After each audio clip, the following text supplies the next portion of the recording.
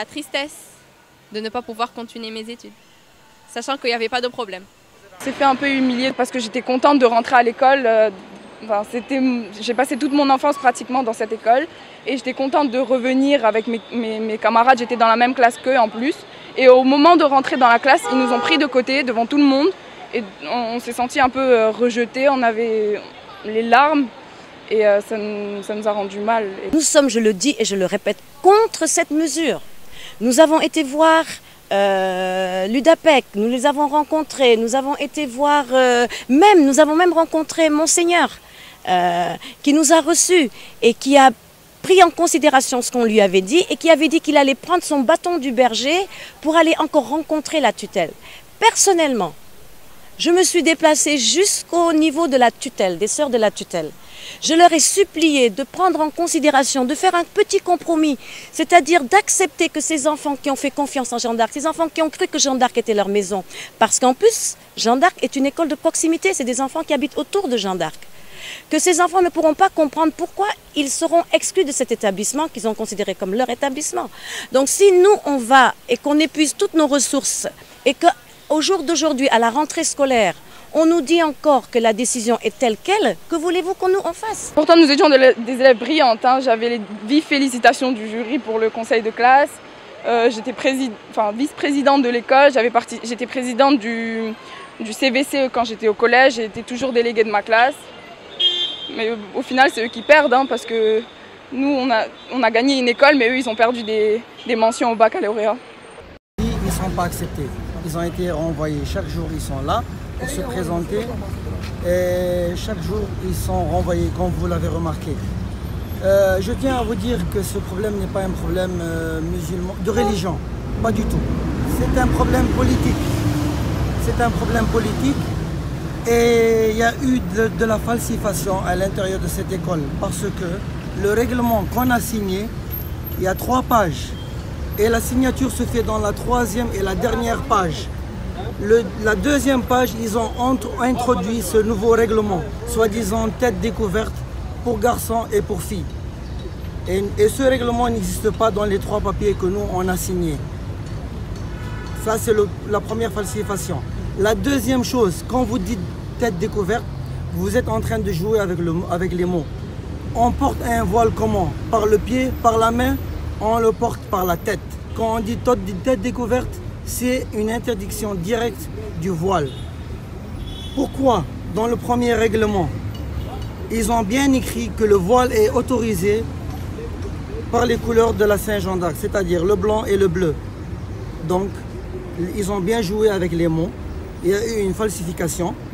Les enfants sont maltraités. Ils n'ont pas droit même d'aller aux toilettes. Ils sont emprisonnés dans une classe. Tout ce qu'ils peuvent reprocher à ces enfants, c'est que c'est des enfants qui sont venus juste pour étudier et pour rien d'autre. Et ce morceau de tissu, je ne vois pas en quoi il peut empêcher les autres d'étudier. Familles qui se sont inscrites.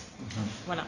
Et à ce moment-là, de réinscription ou d'inscription, nous avons présenté le règlement intérieur qui serait en vigueur pour cette année scolaire 2019-2020.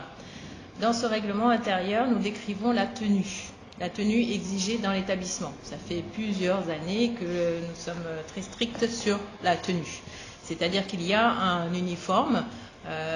Nous décrivons aussi cet uniforme doit être propre, doit être soigné, il ne doit pas y avoir de maquillage, de piercing, on ne porte pas de sandales et nous parlons aussi de la coiffure qui doit être soignée, qui doit être discrète et qui doit être découverte aussi bien pour les garçons que pour les filles. Moi personnellement, j'ai souvent eu à reprendre, par exemple l'année dernière, des garçons quand ils arrivent le matin, ils sont pas bien coiffés, tout ça, et on reprend, on leur dit non, il faut que la tenue soit vraiment soignée. Et ce que l'on souhaite aussi, puisque nous sommes une école qui accueillons tous les élèves, sans distinction d'origine, sans distinction de culture, sans distinction de religion. En revanche, ce que nous souhaitons, c'est que lorsque nos élèves sont dans l'établissement, et c'est la raison du port de l'uniforme qui a été décidé depuis plusieurs années, c'est qu'ils soient tous les mêmes au sein de l'établissement. nous avons, bon, quelles que soient ces différences-là, quand ils sont dans l'établissement, ils ont la même tenue. On ne fait pas de distinction entre qui est de telle origine, qui est de telle religion, qui est de telle culture. Ils sont vraiment, d'où le mot uniforme, c'est-à-dire que c'est harmonisé, il n'y a pas de distinction particulière. Donc nous, dans le respect de tous et de toutes les croyances, c'est comme ça que l'on souhaite, et que depuis, nous allons fêter là les 80 ans de l'institution. Hein, c'est comme ça que cette institution-là a contribué à l'éducation de bon nombre de générations. Et donc ces familles dont les enfants font la rentrée scolaire là en ce moment savaient très bien, puisqu'elles ont eu le règlement intérieur, elles l'ont lu normalement, puisqu'avant de signer un document, on le lit. Donc nous n'avons voulu prendre personne par surprise. Dès le mois de mai, juin, les choses étaient tout à fait claires. Maintenant, les familles ont fait le choix de venir, d'inscrire ou de réinscrire leurs enfants chez nous avec ce règlement intérieur-là qu'elles ont signé. Donc il n'y avait aucune surprise. Maintenant, aujourd'hui, c'est le deuxième jour de rentrée. Effectivement, nous avons accueilli des élèves hier. Et dans le cadre de cet accueil, comme toujours, nous veillons à ce que nos élèves respectent le règlement intérieur. Maintenant, pour les quelques élèves, je dis bien quelques élèves, parce que nous accueillons plus de 1700 élèves. Il y a eu quelques élèves pour lesquels nous avons constaté que la tenue n'était pas conforme à ce règlement intérieur. Pour ces élèves-là, nous avons appelé les familles pour nous entretenir avec ces familles-là que nous avons donc reçues hier. Mais il s'agit vraiment de quelques familles et qui avaient pourtant bien réinscrit, signé ce règlement intérieur dans lequel la tenue est tout à fait bien décrite. Il n'y a pas d'interdiction du voile islamique. Ce que l'on décrit, c'est ce que l'on attend d'un élève, ce qu'il doit porter. Donc c'est décrit de manière très très précise. Et concernant la coiffure, nous décrivons aussi, comme je vous ai dit, qu'elle soit soignée, discrète, découverte. Vous parlez de voile, vous, pour une fille. La question, ça pourrait être par rapport à ce règlement intérieur, ça pourrait être tout aussi bien un garçon qui vient et qui dit « moi je couvre ma tête, moi je veux porter ma casquette, moi je veux porter un autre chapeau ». La question serait tout à fait la même. On ne porte pas d'interdiction par rapport à une religion. Non, nous définissons une tenue. Comme dans d'autres institutions de notre pays où il y a des tenues qui sont exigées, qui sont décrites, nous c'est pareil, il y a une tenue qui est décrite. Comme je vous dis, ce n'est pas du tout une question que nous sommes posés. Nous nous sommes posés la question de l'uniforme, c'est-à-dire une tenue qui est la même pour tous les élèves. C'est par rapport à cette question-là que les choses sont décrites. Comme je vous disais, que tous les élèves aient la même tenue et que quand ils sont dans l'établissement, on ne voit pas un élève musulman, un élève chrétien, un élève juif, un élève croyant. C'est pas ça que nous, en tant qu'éducateurs, nous avons en face de nous, nous avons des élèves, toutes croyances confondues, toutes cultures confondues. Nous n'avons pas particulièrement à les distinguer ou à les traiter de manière différente selon leurs croyances ou selon leur origine. C'est un établissement qui est ouvert et qui accueille vraiment tous les élèves, pour peu que ces élèves respectent le règlement intérieur. Nous parlons bien nous parlons des élèves. Nous avons, donc quand je vous parlais de ce règlement-là, ce règlement s'adresse aux élèves, décrit non seulement leurs obligations, mais aussi leurs droits. Comme par exemple, dans la tenue, je vous disais tout à l'heure, un élève, nous disons, pas de maquillage, pas de tatouage, pas de piercing. Bon, nous n'allons pas demander la même chose des adultes. D'accord ? Autant, effectivement, tout le monde doit avoir des droits et des obligations, nous ne sommes pas non plus sur un pied d'égalité entre adultes au sein de l'établissement et élèves. Nous pouvons exiger certaines choses des élèves. Le téléphone portable, par exemple, pour les élèves est interdit. Il n'est pas pour autant interdit pour les adultes.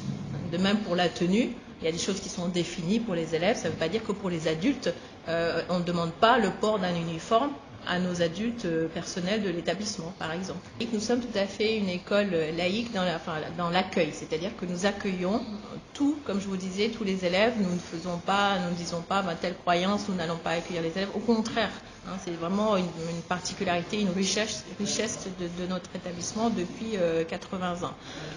Donc, nous ne réfléchissons pas par rapport à cela en disant on va faire des différences. Nous réfléchissons justement à ce qu'au sein de l'établissement, tous nos élèves soient traités de la même manière, vivent ensemble, sans distinction ici. Sauf que ce sont des enfants, ce ne sont pas, comme je vous disais, des élèves de telle ou telle religion ou de telle ou telle croyance. Il y a justement au sein de l'établissement cette possibilité, et aussi avec l'uniforme. L'uniforme, c'était bien pour différentes raisons. Ça peut être aussi l'uniforme porté parce que ne pas afficher que tel est plus riche que l'autre. On n'affiche pas telle ou telle distinction en fonction de son uniforme.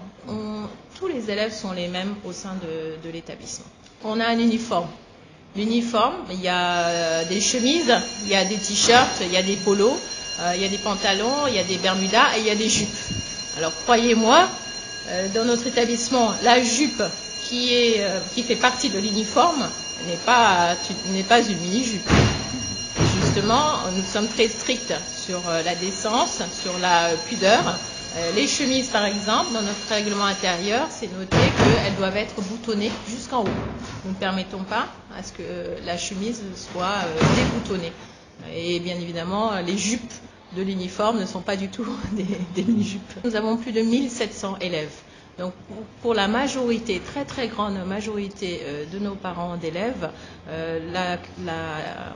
la rentrée se déroule bien, c'est notre deuxième jour. Nous souhaitons que ça se poursuive ainsi, parce que nous accueillons, comme je vous dis, beaucoup d'élèves, enfants de parents qui souhaitent que nous contribuions à l'éducation de leurs enfants. Donc nous attelons vivement à cette tâche-là et nous souhaitons que tout le monde puisse effectivement se consacrer à sa scolarité dans la paix, dans la sérénité, dans le calme et dans l'acceptation de tous. Le ressenti qu'ils ont,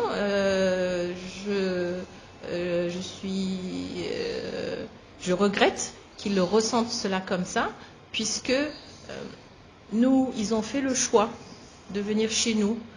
Nous avons été tout à fait transparents. Ils ont fait le choix de venir dans cette institution-là. Nous les accueillons, nous accueillons leurs enfants de manière tout à fait transparente. Et nous souhaitons effectivement contribuer aussi à l'éducation de leurs enfants.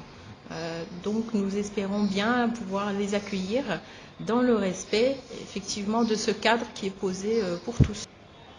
Alors dans cette école, pour ceux qui le souhaitent, pour ceux qui sont de religion catholique et qui le souhaitent, ils ont des cours de catéchèse. Ceux qui ne le souhaitent pas n'ont pas cours de catéchèse, ils ont un cours d'éthique. Donc comme je vous le disais, c'est vraiment rien n'est imposé d'un point de vue de la conviction religieuse. Chacun peut vivre sa conviction religieuse, nous n'imposons rien. En revanche, comme c'est un établissement confessionnel catholique, il y a du catéchèse, effectivement, qui est dispensé aux élèves catholiques qui le souhaitent. Il y a donc effectivement deux religions majoritaires. Enfin, il y a la religion musulmane et la religion catholique. Aujourd'hui, comme je vous disais, vous le savez, c'est un établissement confessionnel catholique, donc qui dispense effectivement du catéchèse. Maintenant, pour des études religieuses musulmanes, aujourd'hui, la question ne s'est pas posée.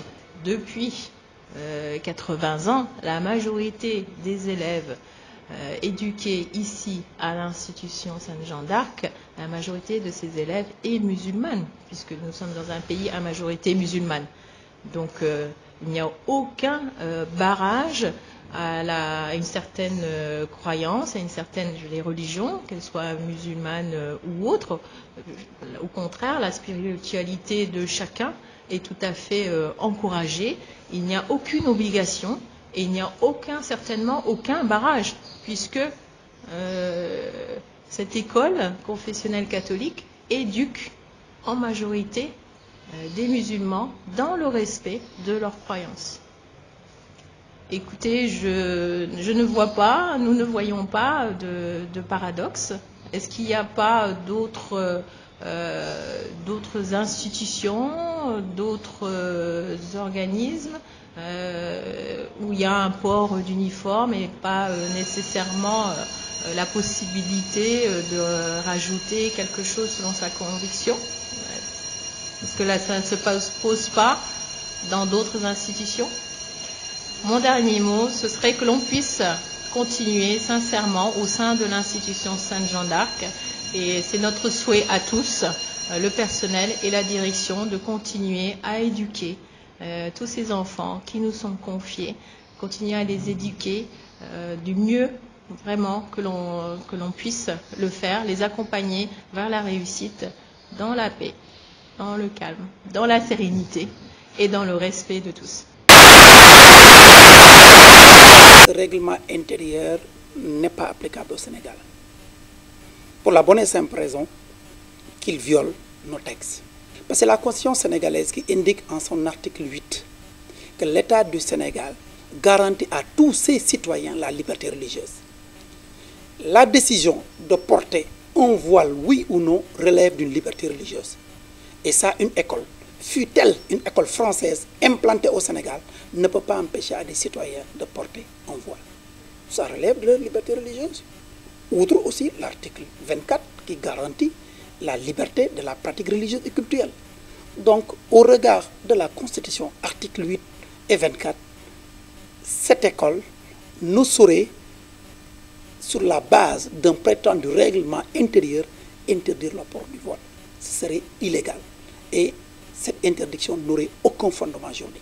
Parce qu'une norme inférieure ne peut pas violer une norme supérieure qu'est la Constitution sénégalaise.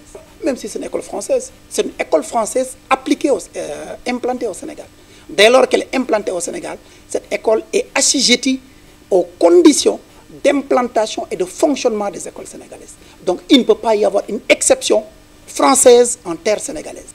Je pense qu'il faut qu'on continue à préserver ce vivre ensemble qui est la richesse sénégalaise, qui est la beauté du Sénégal.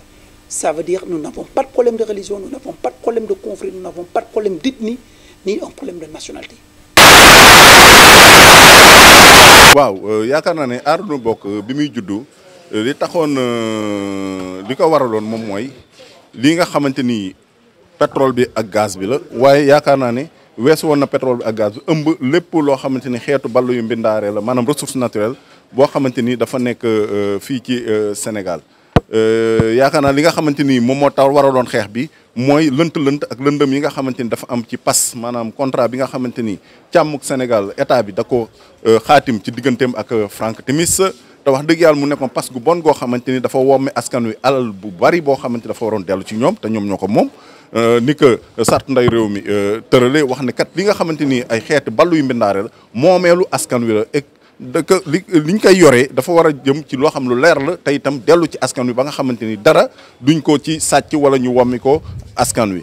bi ñuy xeex loolu noonu yaakaar naa ne ay bés bi ngi ñu nekk ci xeex bi waaye nguur gi jëlul ay jéego teg ko ci yoonu indil ñu ay leeral lu dul li nga xamante ni moom la procureur di def nga xamante ni wax dëgg yàlla ñun li ñu ko mën a jàppale moom moo ay tappale ndaxte am tappale la boo xam dafa jëm ci am póot moo xamante ni lii sabab bi mooy raxas ñi nga xam ne leen a tudd ci njombe loolu muy raqu njiitum réew mi di Aliou Sall ba ci kii di Aly Ngouille Ndiaye ba nga xamante ni egg na sax ci kii nga xamante ni moom mooy njiitu réew mi di Macky Sall waxuma sax waxi kii di woyu bu mag boobu ñu naan Franck Timis li nga xamante ni ba mu ko yëkkatee kii di procureur nga xamante ni moom lépp lu muy def dañ ko fitte te ki koy fitte du kenn ku dul ki yore yoonu Sénégal jëwriñ gi di Malick Sall te Malick Sall moom itam du def dara ci coobare boppam lu dul lu mu def ki ko fitte moom mooy ki ko fi teg jox ko ndomba tànk muy Macky Sall ñu xam ne kat lii leeral taxu koo jóg li ko tax a jóg moom mooy gën a lëndëmal xelu askan wi ba nga xamante ni ñoom danañ mën a rawale ñi nga xamante ni ñooñ lañ ñoo xamante ni seen loxo dafa laal ci njombe loolu noonu. ah ñu naan kat jaan jooju ñu matt te jaan jooju du lenn dul Franck Timis ak Aliou Sall ak Macky Sall ak pas gu bon gii ñu xaatim mu jëm ci lii ci gaz bi ñuy jéem a lugg mattu jaan boobu pour dangar ji wàcc pour que ñu Sénégal mën a ànd ak wér ci wàllu koom ñu ne kat ndekete am na jeneen jaan joo xamante ni kii di Macky Sall ibil na ko bunti Sénégal mu nar ñoo mat te jaan jooju du kenn ku dul kee di ab turc di Tosyali jëm ci li nga xamante ni fer la maanaam weñ goo xamante ni dañ ko gis fële ca Falémé maanaam ci wetu dexu Sénégal gi te kat mu nekk loo xamante ni boo ko booleeg li nga xamante ni moom mooy pétrole bi ak gaz bi ak zircon bi ak or beeg yeneen xeeti balluy mbindaare yi wax dëgg yàlla liñ naan Sénégal dafa ndóol dafa mel ne kat ab yàlwaankat la boo xam dafa toog ci jalu wurus moom moo tax ñu ne kat ñun xeex bii nii ñun waa Aar Nu Bokk dafa jot nag ñu gën a takku askan wi tamit gën a takku wane li nga xamante ni moom mooy fulla ak fayda ci xeex bii nii ndax ñu bañ ñu waaye di loo ndaxte waaye di loo ñu weesul kat li nga xam ñun ñëpp ñun ñoo ko bokk ñaar ñetti nit maanaam benn famille ñëw wommi ñu ko spolier ko ba nga xamante ni ñun ci ndóol gii ñu nekkee moom la ñuy wéy ci anam yëpp nga xamante ni suñu dund dina des di gën a di des a ñoŋ loolu moom moo tax xam nga ni ñu ko doxalee procureur de la république foog naa ne ba muy tàmbali mbir mi dafa toog jano askan wi nakat moom li ko tax a jóg moom mooy leeral waaye nag mu indi doxalin woo xamante ni wax dëgg yàlla ñi yëngu ci yoon yëpp doxalin boobu dafa leen a jaaxal ndaxte mosuñu koo gis ndaxte am na ñu ci tudd laa mu woo ña ca tudd jéem leen a laaj mu ne askan wi kat képp koo xam am nga ci loo ci xam ñëwal ñun boobu la suñu xel ñaaw te kat loolu noonu mu dox ba mu ko doxee ba mu jeex waroon a janoo waat askan wi pour que ñu mën a jële ci làmmiñam li nga xamante ni moom moo juddoo ci càmmar googu noonu déedéet liñ ci xamakus néew yaakaar naa ne ay taskatu xibaar ñoom ñoo ñu koy wax ñuy wax ne kat loolu noonu yëpp dafay jëm ci tappale gi ñu doon wax ndaxte wax dëgg yàlla bu dee buñ sukkandikoo ci lii taskatu xibaar mais wala boog lenn ci taskatu xibaar yi génnee kat dafay dëggal li nga xamante ni moom moo nekkoon suñ njort mu ñaaw wane na kat di taxoon lii yëpp jóg moom mooy setal ba mu set wecc kii di Aliou Sall ndaxte kat bañ ci jógee li nga xamante moom lañ foree ci taskatu xibaar yi mooy ne kat waaw léegi kat danañ jébbal mbir mi kii di procureur mu topp ala xam. Et qui y sont depuis 4 ans, 5 ans, 8 ans sans jugement. D'accord? Ça, c'est le premier élément. Le deuxième élément, oui, nous pensons que cette question de bracelet électronique, c'est une partie de la solution. Nous pensons que les 400 places annoncées à Sébikotane, c'est une partie de la solution. Mais vous vous rendez compte, 400 Rebeuss, c'est presque absolument rien. Je dis que Rebeuss a été 400 personnes, il y en a 3000. Si vous enlevez 400 personnes, il en reste combien? Il en reste 2600. Et ça sera toujours surpeuplé. L'autre élément de la politique, c'est qu'il faudrait en fait que la politique commence avant la prison. Ça veut dire quoi? Il faut une autre politique économique, une autre politique sociale, une autre politique éducative pour avoir des Sénégalais, d'accord, qui respectent les êtres humains, qui respectent la loi, qui respectent le code pénal. Des êtres humains qui ne sont pas obligés de transgresser la loi pour vivre, pour survivre. Donc cela aussi fait partie de la politique du gouvernement pour améliorer le vécu des citoyens sénégalais et réduire le nombre de personnes et de femmes qui entrent en prison.